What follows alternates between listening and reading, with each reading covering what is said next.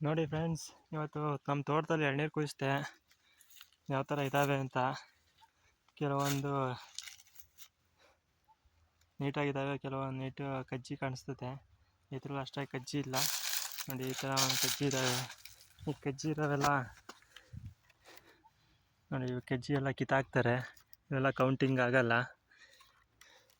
ಈಗ ಯಾಕೋ ಈ ನಡುವೆ ಸ್ವಲ್ಪ ಕಜ್ಜಿ ಎಲ್ಲ ತೋಟಗಳಲ್ಲೂ ಕಜ್ಜಿ ಕಾಣ್ತಿದೆ. ನೋಡ್ತಿರ್ಬೋದು.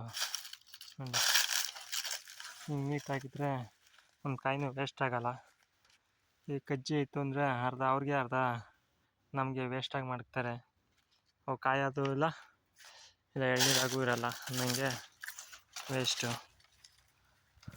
ಮತ್ತು ರೈಟೆಲ್ಲ 27 ರೂಪಾಯಿ 28 ರೂಪಾಯಿ ಹಿಂಗೆ ಕೊಯ್ತಿದ್ದಾರೆ.